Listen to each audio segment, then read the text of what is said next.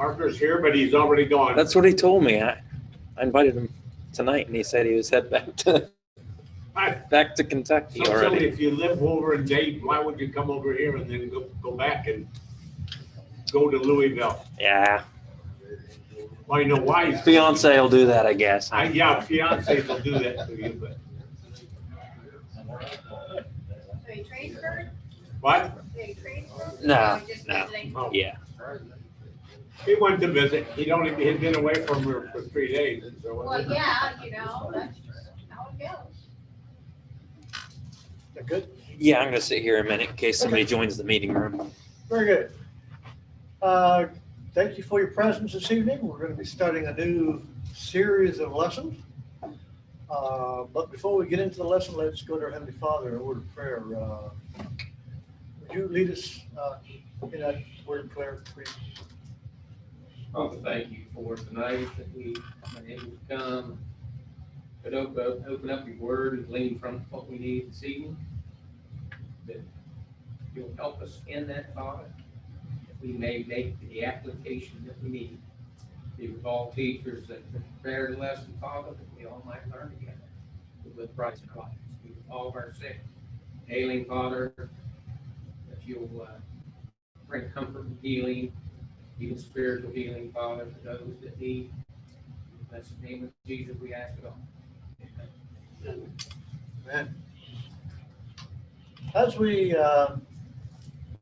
begin this study, there are several things we really need to understand before we begin study of the book. We're going to study the apocalypse. That sound interesting?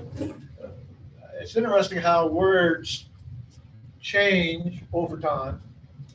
The word apocalypse, of course, is a Greek word, but we have now made it a word that means, some terrible, catastrophic event that has happened. So whenever we talk about the apocalypse, and that is where we get the phrase Revelation, opening verse of Revelation 1 talks about the revelation of Jesus Christ. That word revelation comes from a Greek word, which is apocalypse. Now, what does the word apocalypse mean? Does it mean, a tragic, terrible, horrible event, a great catastrophe? No, it doesn't mean that. The word means an unveiling, an opening up. A lot of the book of Revelation needs to be understood in the same way you might be viewing a play. Have you ever gone to a theater, or maybe your high school put on a play? Well, if you've ever been to one of the first things you see is you're looking at the stage area, and there's usually a curtain. And you know that whenever the curtain's open, that you're going to see something about a story or an event or something. So until we have this unveiling, we're not going to know what's behind the curtain. There are two, if you will, revelations about heaven. This is one revelation. And by the way, if you notice, it's revelation, it's not revelations. I hear too many people call it revelations. It's not, it's revelation. But remember in the book of 2 Corinthians, Paul said there was also a revelation to him about looking behind heaven. And he called that looking into the third heaven. He was carried up to the third heaven. And he saw things which no man had seen. But there was a difference between what Paul saw and what John saw. Not a difference maybe in seeing or what is behind the scene, but a difference in what they were supposed to do about what they saw. Paul said that the Lord told him what he saw, keep to himself. Don't reveal it. But in Revelation, we see that John is told, and we'll get to that in just a moment, maybe not today, but John is told what you see, write in a book.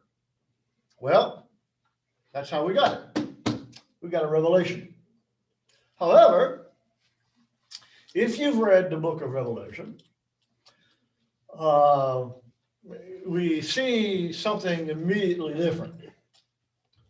This is not like reading through the book of Genesis, historical fact. Abraham gave birth to, Isaac.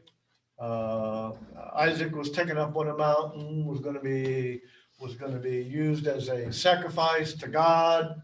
It's a story, a historical narrative. It's not like the books of Psalms or the book of Job, which are poetic in nature. It is not like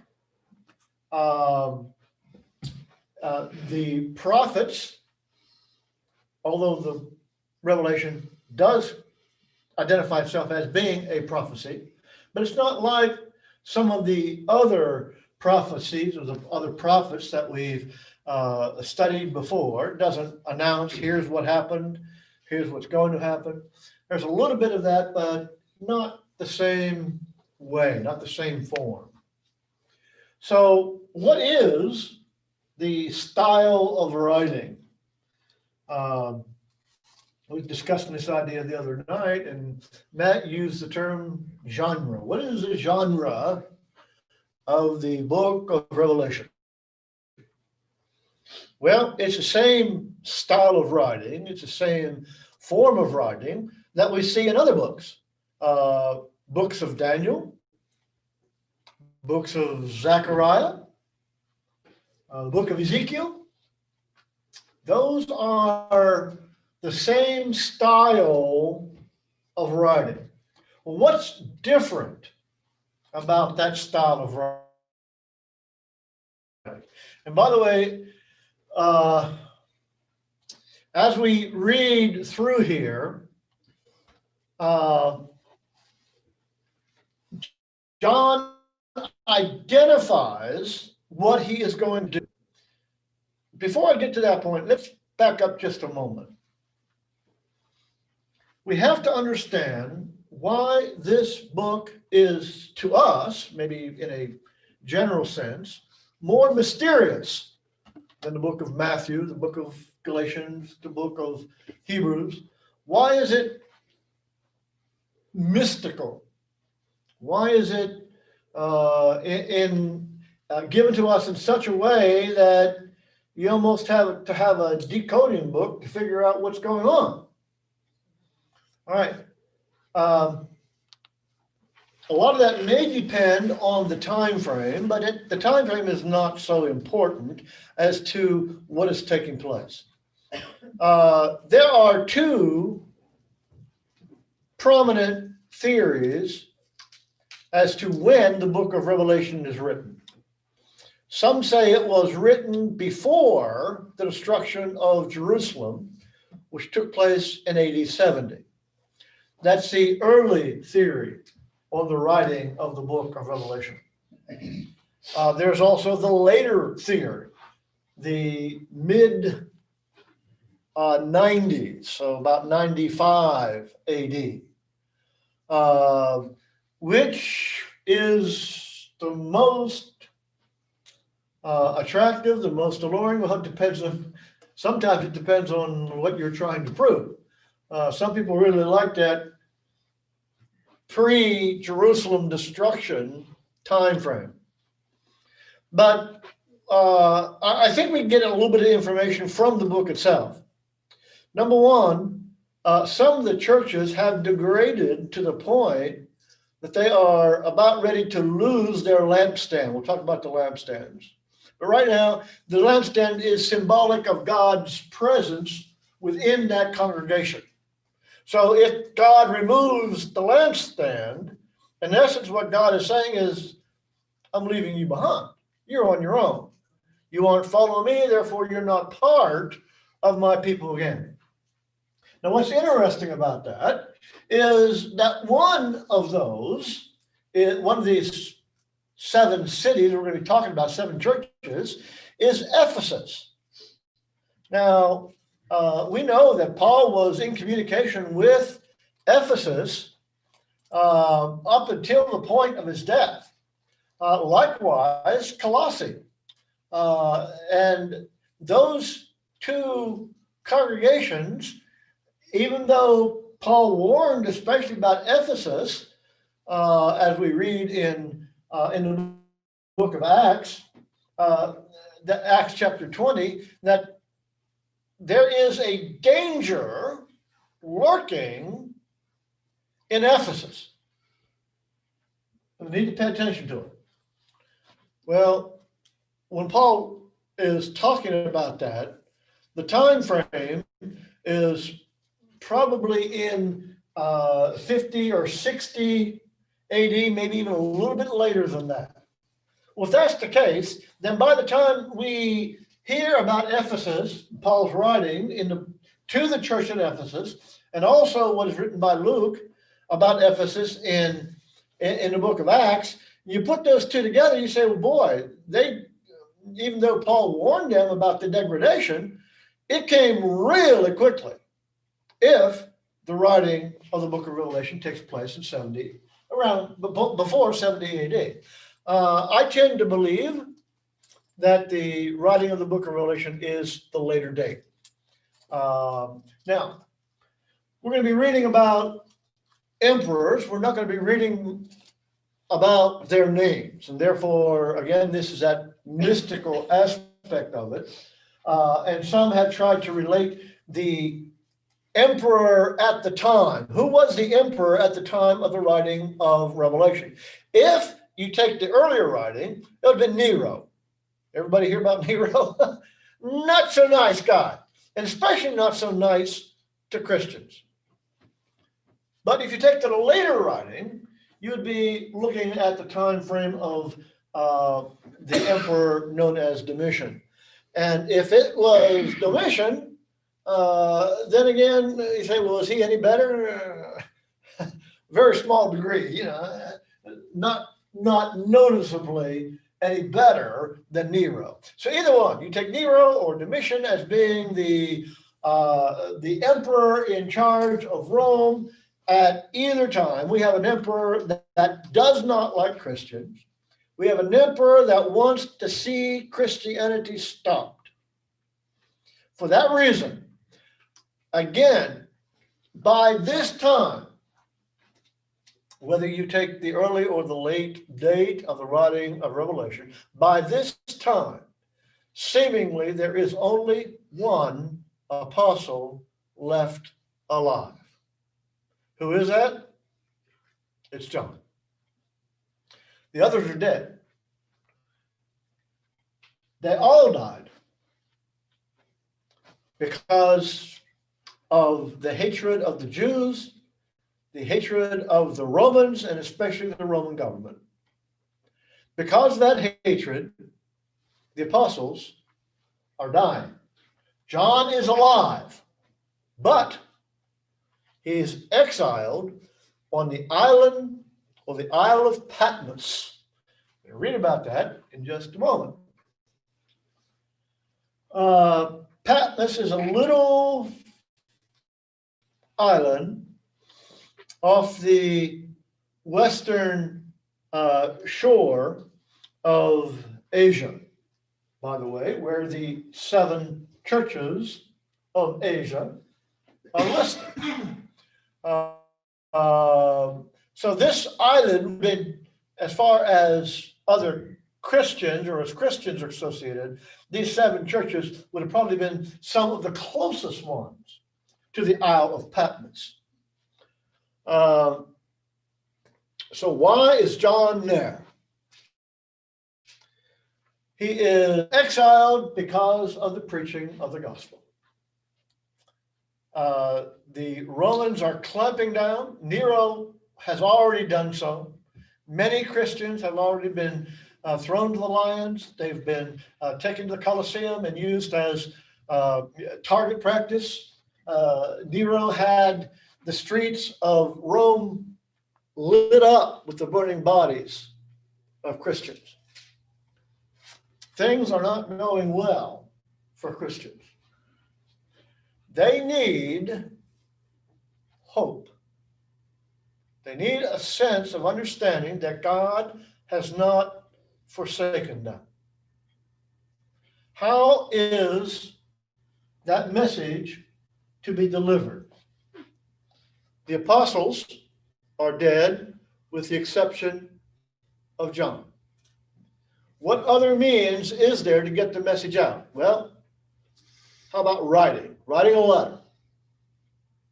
You write a letter, let's say, to Ephesus, and the letter says, and remember, the idea here is you've got to hang on. You've got to be faithful because God is still in control. So what if John were to write a letter in the normal fashion, just like Paul wrote a letter to Ephesus called Ephesians?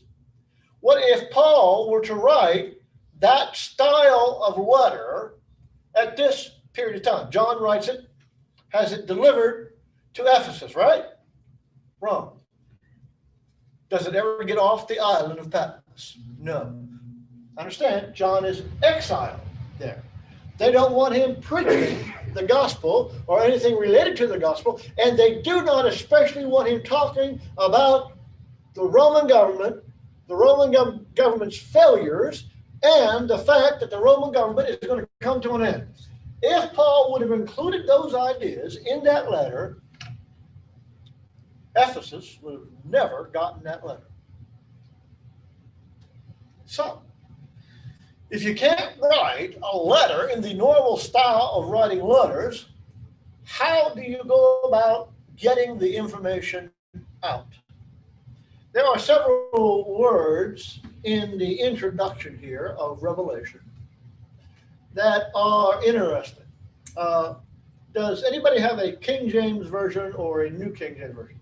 Carol, would you do me a favor and read just verses 1, just verse 1.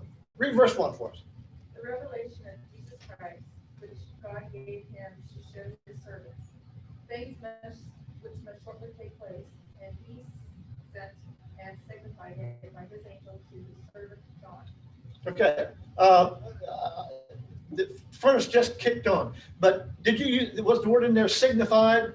He sent and signified it by his angel to his servant John. Okay. That's the word I wanted to notice especially. The King James Version uses the word signify. Later on, the translation I've got, it says it was made known. All right? Well, what does that mean? It doesn't really explain the Greek word we're looking at. 3 words that we are going to be looking at.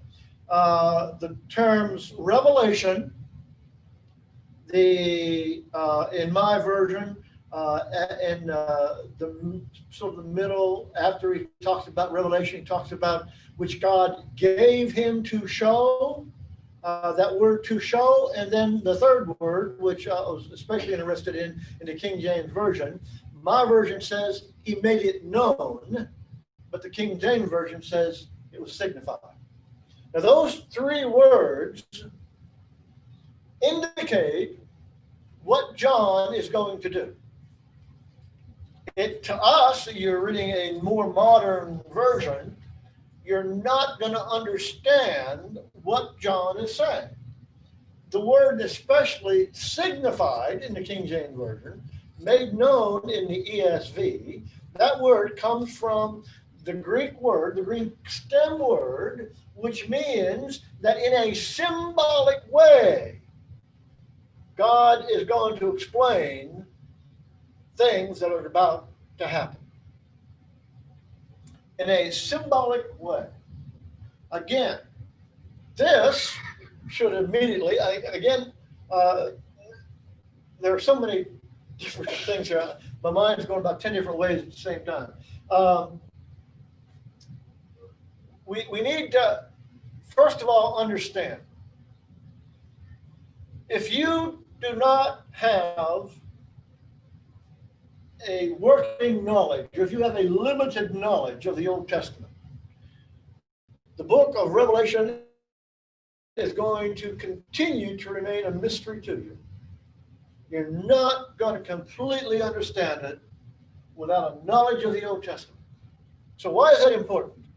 Again, we've got to get the message of hope out into the population of Christians that are being martyred, killed for the cause of Christ. Is that going to continue to happen forever? Is Rome going to be so powerful that nothing will ever stand against Rome? And Christianity is going to be snuffed out, because that is what the Roman government was trying to do at this period of time.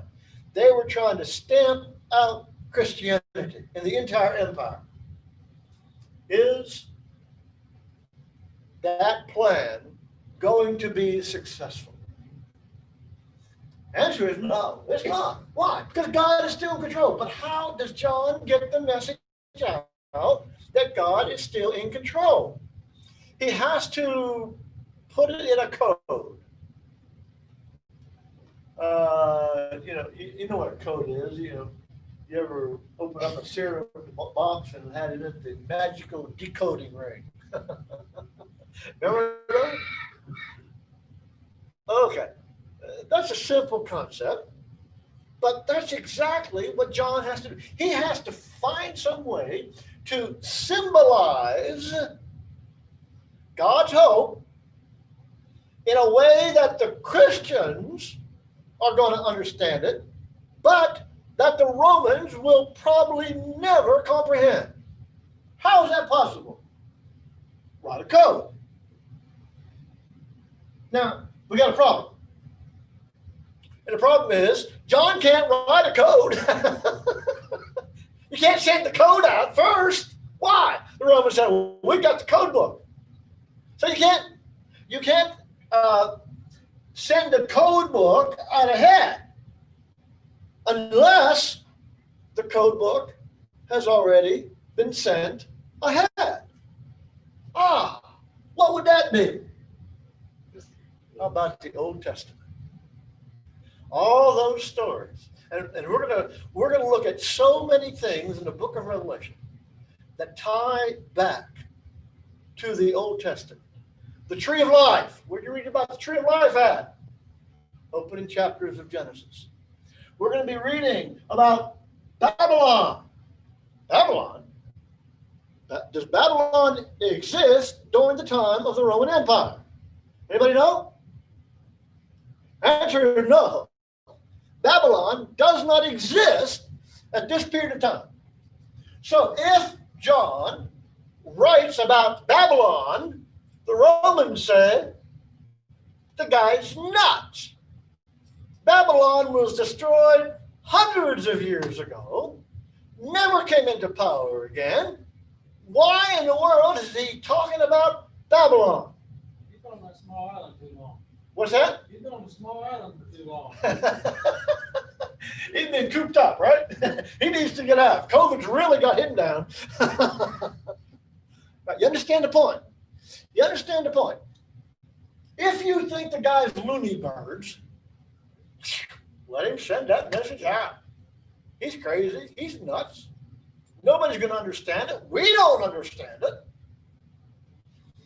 But if you were a Jewish Christian, especially, now Gentile Christians, because of the writings of the New Testament, and because the writings of the New Testament indicate that those things that have come on before, those prophecies and those messages delivered by God before are important, you as a Gentile Christian may have been studying the Old Testament also.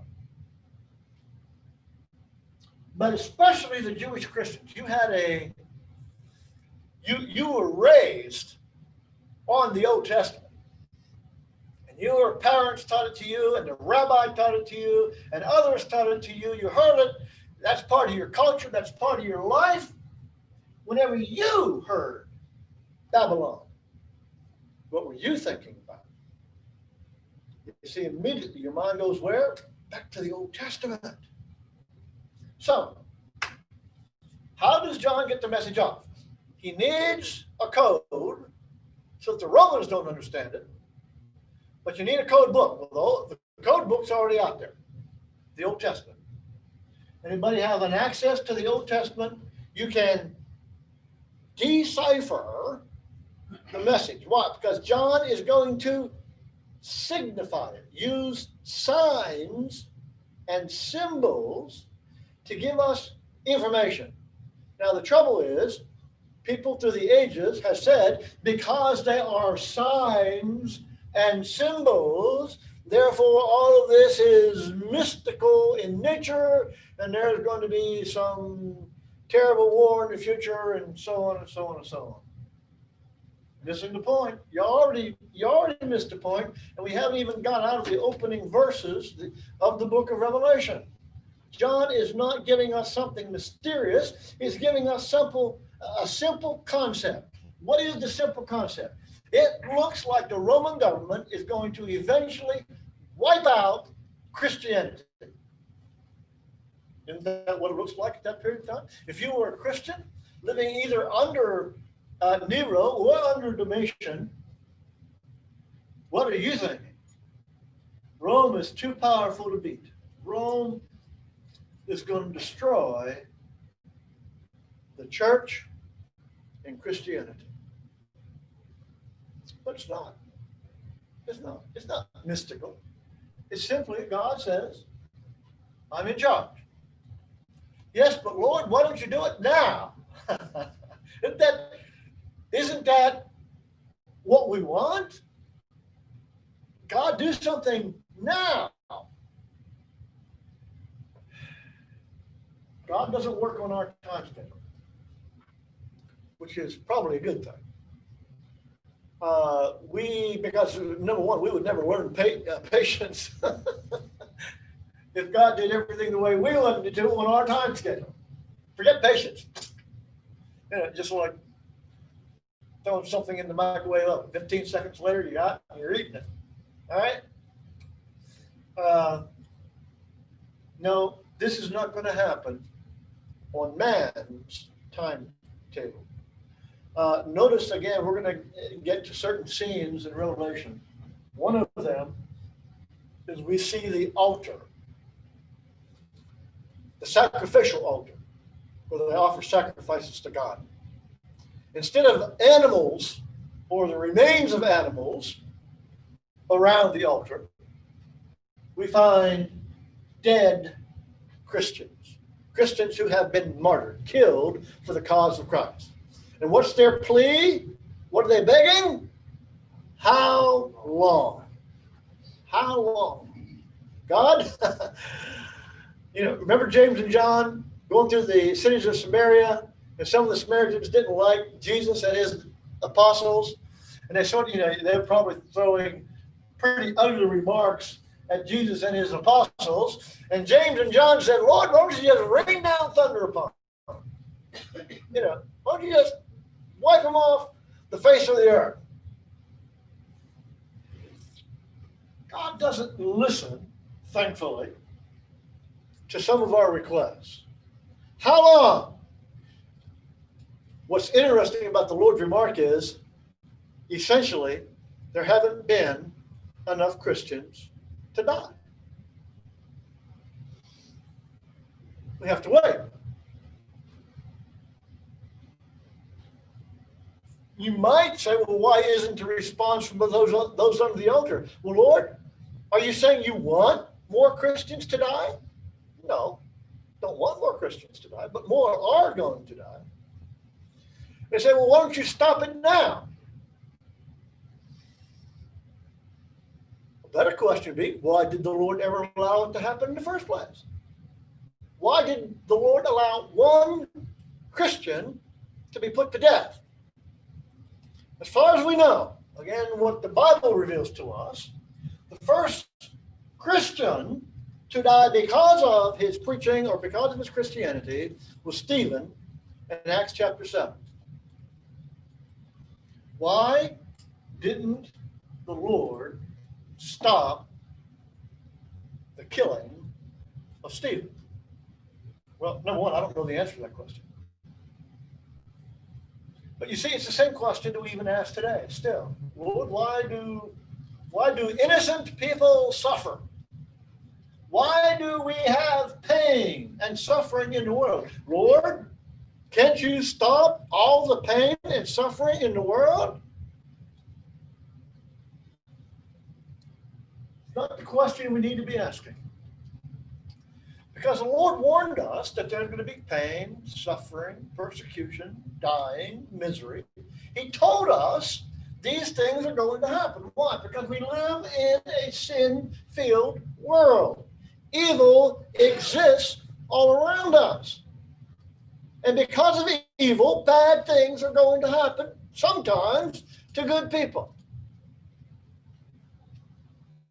So, the Lord warned us these things are coming. So the point of the book of Revelation is not that the Lord is going to stop all persecution and death and dying for Christians while this earth still remains. The point is, the Lord says, trust me. Have faith in me. You may die because of your faith in me. But didn't the Lord already deal with that? He said, don't fear the person that can take your life. Fear the one who can take both your life and your soul. So the Lord didn't say, if you follow me, you're gonna have a bed of roses, everything's gonna be fine in your life, and everything's gonna be just plain wonderful. The Lord never said that. The Bible warns us constantly about trusting God, having faith in Him. Again, so how do we get this message out? Simply, we put in a code that most people aren't going to figure out, aren't going to understand, actually think that, John is crazy, and they're going to let this letter go. And it's going to reach Christians throughout the world. Did the plan work? Here we are. And here's the book. We've got it. John's letter made it to its destination. Why? Because he didn't plainly state events that were about to happen, but he signified them. So if you don't understand that, don't jump to, Revelation 20, or don't jump to, chapter 14, talks about 144,000. Okay, that's, most people start a study of Revelation, and immediately they start asking, oh, what is 144,000? What's the beast? What's the dragon? It's not where you need to start. You need to start in the opening verses that says these things are going to be signified or put in a symbolic language that you're going to have to understand by understanding God and His previous revelations. All right, so these things are going to be significant. The events of the book of Revelation, as well. Continue reading in verse 1. until the end of time. Does your version read that way? These events are going to start taking place immediately, but they are going to go through the end of time. What does your version say? Soon. Huh? Soon. These things must soon take place. I have heard people's interpretation of evil people in the book of Revelation that include, Mussolini, Hitler, Muhammad, the Pope. I've heard him, some even more recently, Osama bin Laden is one of those really evil guys in the book of Revelation.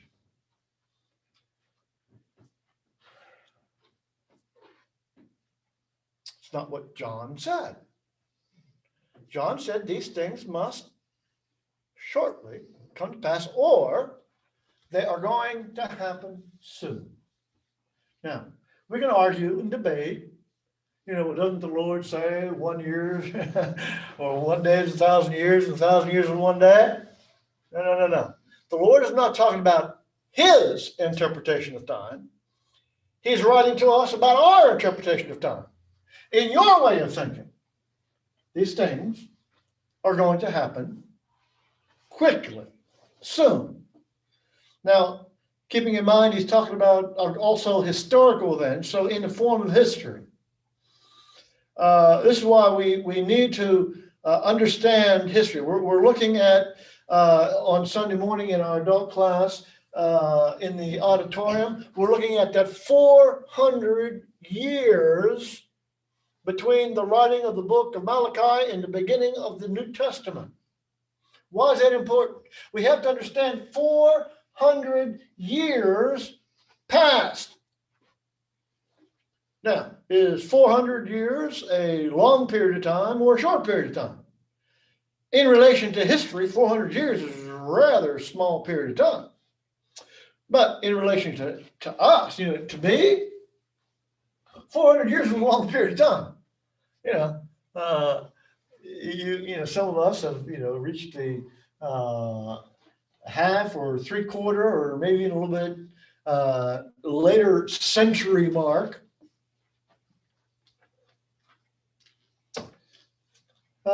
Time doesn't seem as long to people who have lived longer. Try to figure out the reasoning on that. But time is a relative term. So soon could refer to several different ideas. But I have an idea in relationship, he's talking about relationship to history. Events are going to happen rather dramatically, rather quickly, to the point that you're not going to believe how quickly God can change things around. You ever watch a game or and it's getting down to the the end of let's say you're watching a football game, it's in the fourth quarter and your team's down by 21 points. Sound like the Pittsburgh game the other day. Well, guess what? I would like to see a happy ending there. So, the Pittsburgh came back and got those 21 points back, and then they went on to win the game. Well, they didn't. But how many times have you seen where it's in the fourth quarter and the team is down 21 points and that team comes back to win? You say, how was that possible? The idea here is it's really late in the third quarter. Christians are becoming less and less populous. And Rome has got everything in its power behind it, swooping down on the Christians. How in the world are the Christians going to survive this last quarter? Well, the answer is God hasn't even shown up for the game yet. Oh, he's in the background watching. But his troops, his forces, haven't begun their fight. When we go through the book of Revelation, I want you to see, and I don't know how many times I read Revelation, and I was looking at all this mystical stuff in the background and wondering, and then you begin to break it down into segments, and then you notice something. We have this great dramatic buildup. Rome, powerful. Christians being killed. Forces, supernatural forces coming to play against Christians. And then all of a sudden God says, okay, I've had enough. I've had enough. And immediately, you're going to see a transition in the book of Revelation that shows that the Christians were losing. And before you can even turn the page, the Christians have already won. That's dramatic. That's what the Lord said. When I'm ready, the forces of evil are going to be destroyed. When I'm ready. So God has the situation totally under his control. What do we have to do? What is our job in all this? Go fight Satan. Go fight Rome. Go fight somebody. What's our position in all of this? Rather simple. A rather simple concept. Be faithful unto death, and I will give you a crown of life.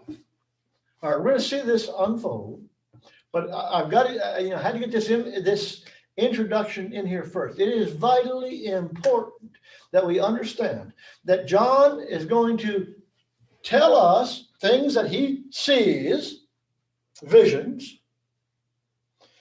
He is going to tell us that the events are soon going to take place. And he's going to tell us in a way that the majority of people reading this book will not understand. But you should be able to, if you are a Christian and you understand what God has done in the past, meaning you've read the Old Testament, or at least heard the Old Testament and stories about the Old Testament. Okay, any questions or comments on the introduction here of Revelation? If we can understand that part, I think the rest of the book of Revelation really it becomes more simple to understand. I'm not saying we're going to understand every little detail that we're going to look at in the book of Revelation, because there are some questions I still scratch my head about and say, I don't know, what's he talking about there? But in some way, it's this simple concept: be faithful unto death, let God take care of everything else. All right. Any thoughts, final statements you want to make? Questions? If not, we're going to stop there and we will continue next week. It's not important, but I was on the Isle of Patmos, and it's a long walk to the top where they say John stayed. I didn't think I'd ever make it to the top, and that was 25 years ago. So, when they say that this happened in this particular place, you don't really know that that's true, or it's just what the locals want to talk to you about. But it's way up on a hill. And that the island does not have a good docking place or anything like that. When we got off, they said, you have three choices. You can walk to the top, you can ride a donkey to the top, or ride a bicycle. So I walked. I was a little sorry about halfway up, but anyway.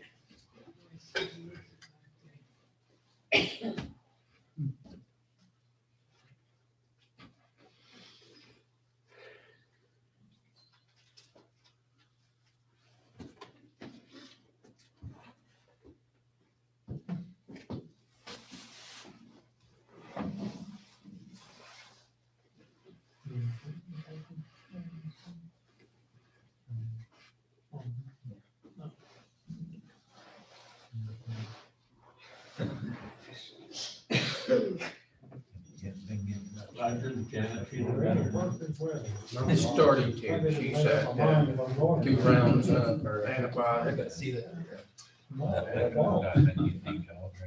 Just stay out, get some rest. Uh-huh.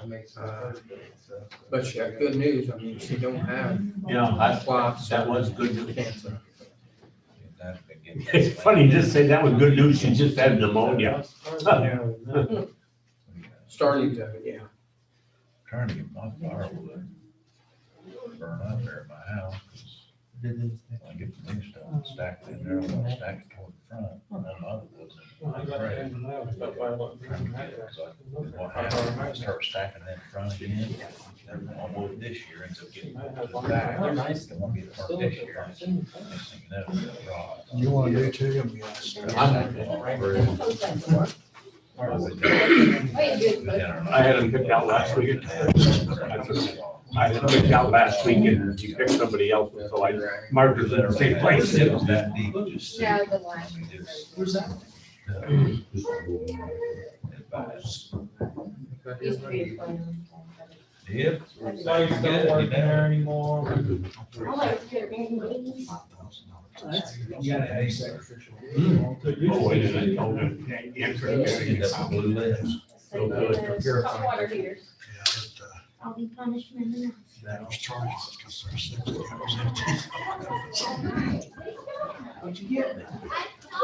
So it's always good if you can do that, you know. Your pocket empty yet?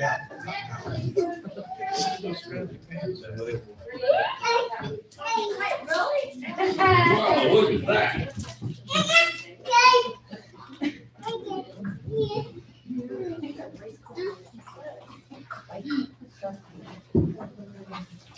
Gotta take Joy up for another cataract surgery tomorrow.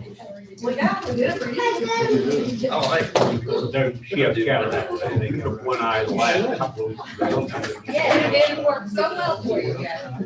No, I did that last time, but last time I had to be there at 5:40. Today I don't have to be here tomorrow at 7:15. Difference.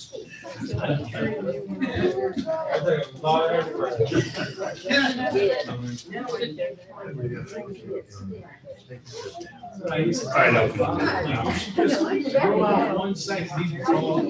You really, I don't know, I mean, I don't know what to tell you. Yeah, well, that's where this- we go around the other side and come in, coming into the main part of town from the west.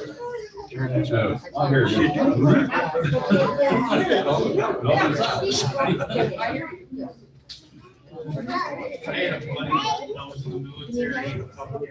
He convinced me to grow a mustache, just a mustache. I wouldn't mind with just a button, I got a single on this side of my foot that sticks out.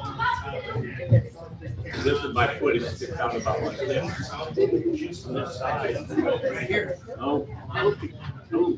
Yeah. Yeah, I might. I remember one of our supervisors saying, you guys. I've got some medicine. This is good. I You don't look professional. He tried to make that. But we're just-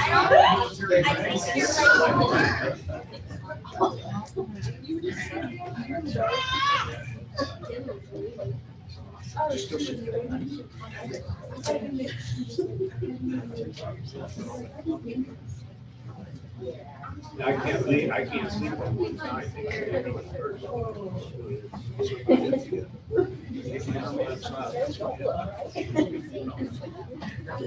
Okay, what do you do with my wife?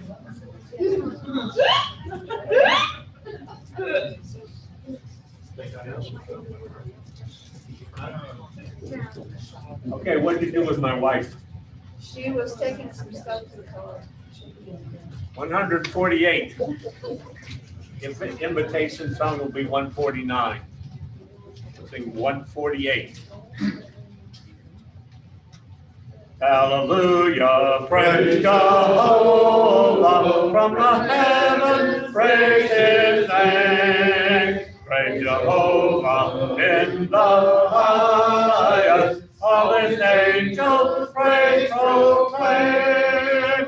All his hosts together praise him, sun and moon and stars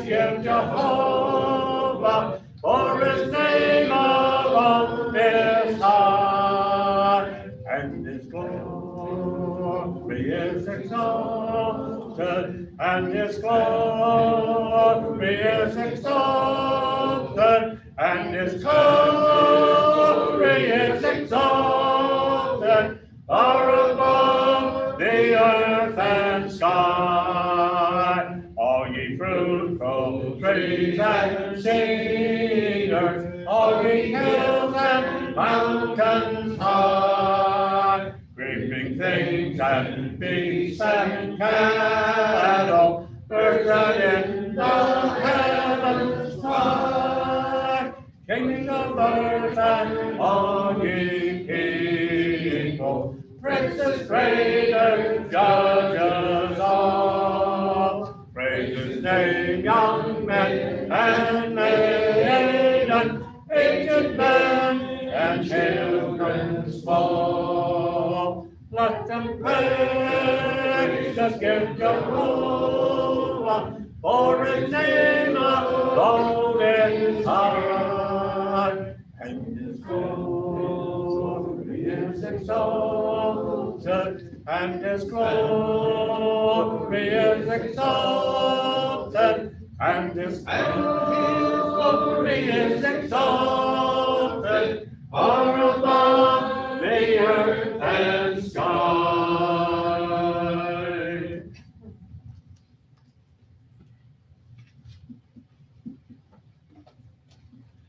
Matthew chapter 13. If you've got a Bible, you might want to turn there. We're going to be talking about parables tonight. Jesus, as we know, might be the first person you've ever heard of to talk about parables to explain his lessons. In Matthew chapter 13, we see the beginning of his parable making stories. There are several in Matthew 13, but this is not the only place that we find the parables. Why parables? Well, that was the question that was brought to Jesus by his disciples. It said that Jesus didn't talk to the people much without parables. And why? Why parables? Well, he explains himself in, again, chapter 13. He says, I am speaking parables because, verse 13, and again, Matthew 13. This is why I speak to them in parables, because seeing they do not see, and hearing they do not hear, nor do they understand. Indeed, in their case, the prophecy of Isaiah is fulfilled. I'll get to the prophecy in just a moment. Right before this, it's interesting because he also said in verse 11, talking to his disciples, to you it has been given to know the secrets of the kingdom of heaven, but to them it has not been given. For to the one who has, more will be given, and he will have an abundance. But from the one who has not, even what he has will be taken away. Now there it almost sounds like Jesus doesn't want you to become rich, right? If you have an abundance, you're going to get more. And if you don't have an abundance, we're going to take away what you've got. Now, does that seem very nice? What is he talking about? Well, first of all, we have to look at the idea of abundance. What is he talking about? Janet asked a question Sunday night about treasures, the treasures of the heart. How do we get those and so on? Same idea, same concept here. He's not talking about earthly treasures. He's talking about spiritual treasures and abundance. Now, what is the abundance, or what is the value, the treasure that is listed here? He told you back in verse 11, to you it has been given to know the secrets of the kingdom. There it is. That's the valuable knowledge. Now notice the point. Why speak in parables? And then it goes on. This is what the prophecy that he uses. You will indeed hear, but never understand. You will indeed see, but never perceive. For this people's heart has grown dull, and with their ears they can barely hear, and their eyes they have closed, lest they should see with their eyes, and hear with their ears, and understand with their heart, and turn, and I would heal them. All right. Why does he speak in parables? There it is. Number one, they're not ready to understand what I'm about to say. So I speak to them in parables. Most of the parables deal with what? The kingdom. The solution, the understanding of the parable means we understand the kingdom. And Jesus says, I'm giving you more information because you're closer to understanding the kingdom than they are. But even the apostles, the disciples that he's talking to, they aren't ready to totally understand the kingdom. We know that in Acts chapter 1, after Jesus died, after he arose from the grave, he spends 40 days on the earth with them, talking with them, trying to talk more about the kingdom, and they're still waiting for a physical kingdom. They still don't get it. So if they didn't get it, was spending 3 years with Jesus, hearing the parables, having the parables explained to them, if they didn't get it, how in the world are the other people going to get it? Notice also, Jesus never said that they wouldn't ever get the understanding. It's just right now, their eyes and their ears have been closed to the truth. They don't really want to understand the message I am delivering. But then he says something else. That is the idea of the understanding. Where does the understanding begin? In the heart. They have not yet had their hearts prepared.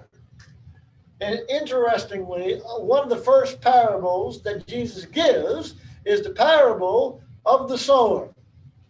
Not too long ago, Matt had a lesson on that, the idea of the parable of the sower. What needed to be prepared before the soil was ready? The heart. They had to change their heart. If you don't change the heart, it's going to be too hard, it's going to be too rocky, it's going to be too covered in thorns, it's going to be on a beaten pathway where it won't take root.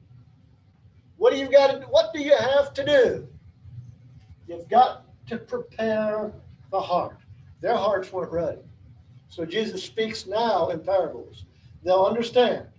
Everyone will understand. When? When the secrets of the kingdom are explained. Who's going to do the explaining? It will be the apostles later on. And who's going to help them? They're going to say, well, we're not going to remember all this stuff. Jesus says, don't worry about it. I'm going to send the Holy Spirit with you, and he will guide you into all truth. Even though you don't get it now.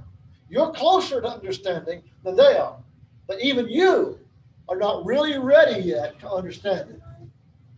This is why Jesus speaks in parables. To prepare them, to get their hearts ready, because the message is going to be important, and they better be ready to receive it. If you're not a child of God, if your soil's not prepared, let us help you. If we can help you in any way, come closer to God and the knowledge of the truth, would you please come forward as we stand and sing this song of invitation? Hark the gentle voice of Jesus, fall tenderly upon your ear. Sweet his cry of love and pity calleth, turn and listen, say and hear. Ye that labor and are heavy laden, lean upon your dear Lord's breast. Ye that labor and are heavy laden, come and I will give you rest. Take his yoke, for he is meek and lowly. Bear his yoke, unto him turn. Jesus is the master holy. He will teach if you will learn. Ye that labor and are heavy laden, lean upon your dear Lord's rest.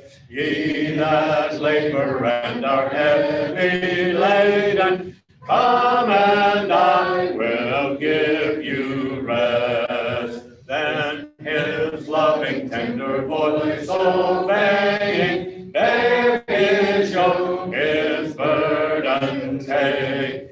Find the yoke his hand is on you laying, light and easy for his sake.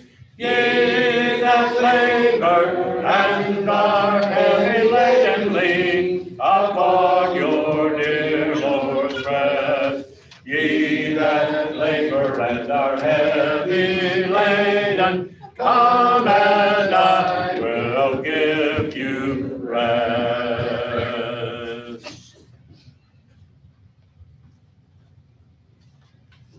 Good evening, everyone. Good evening. Anyone have anything that needs announced tonight? Jason? Jay Bale was not able to be with us last Sunday. This is arthritis acting up real bad. I believe he had appointments set up for Monday. He's supposed to go and get some injections. Have not heard any updates how he's doing. Yeah, tough thing, arthritis. We all know. Debbie? I saw where Chad Cochran had surgery and Heather did too, and it was a double hernia surgery, so. Chad. Chad. That's a tough surgery too. Been there. Anyone else tonight? Roger, will you dismiss us in prayer? Father, we thank you. We've been able to come, to open up your word, take from what we need tonight to be the person that we want to be and you want us to be. Still have a lot of folks, Father, that need your hand, healing hand, your comfort. Pray that you would do just that. Reach out that hand of comfort and healing to those that need. Help us as your stewards, as your children, do what we can to apply ourselves to each one of those needs. In Jesus' name. Amen.